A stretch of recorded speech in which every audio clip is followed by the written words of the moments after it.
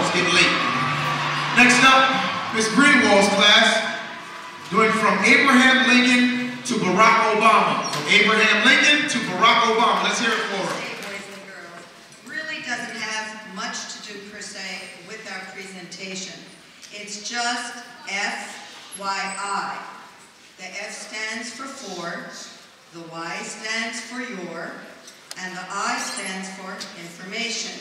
So what I'm going to tell you is simply for your information, or FYI. You're going to hear in the background some music in the background of our PowerPoint presentation. It's a melody, it's a poem.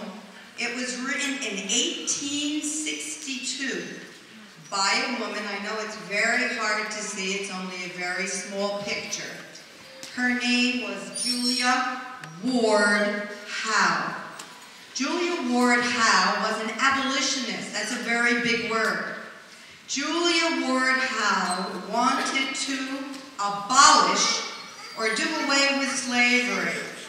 She was very religious, and she believed that God was on her side and on the side of all the abolitionists. And she said, and I quote, "I awoke in the gray of the morning, and as I lay waiting for dawn, the long lines of the desired poem began to entwine themselves in my mind.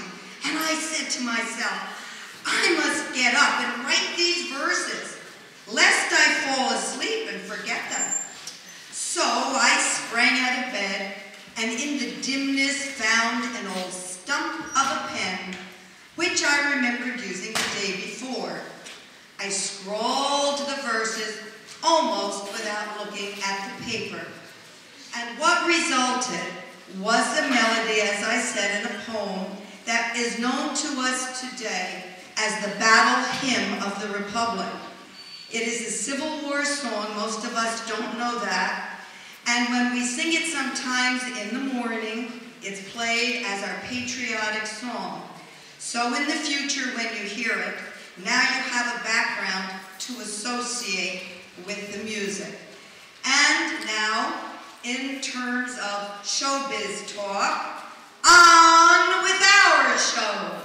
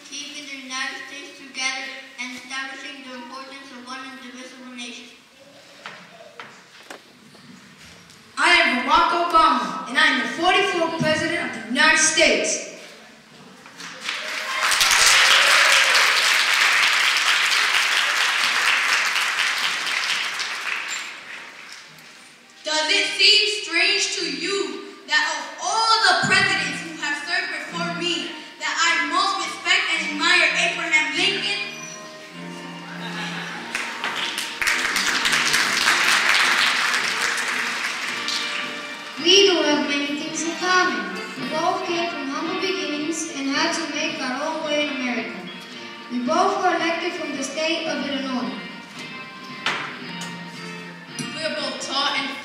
and we both married women from Illinois. In addition, we both practiced law in Illinois. We both served terms in the Illinois State Legislature, and we were both trained in the constitutional law. We both served the presidency during a time of turmoil and great division in the country, and we were both told that we did not have enough experience for the job. I followed the same train route to Washington, D.C. that Lincoln traveled and put my hand on the same Bible for my inauguration that Lincoln used.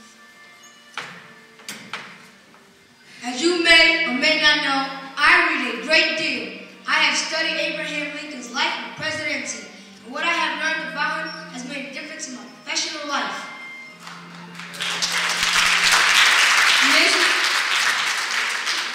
Listen to this quote from Lincoln.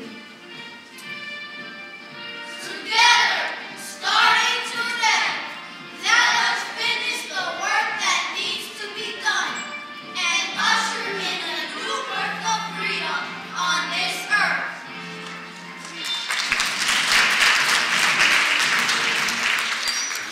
I want to continue this fight for equal opportunities for all.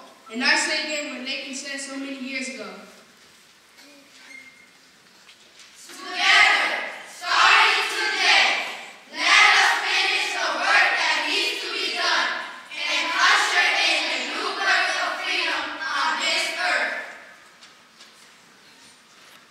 Lincoln believed that we are more alike than we are different, and that our lives are all entwined with one another. Listen to his exact words.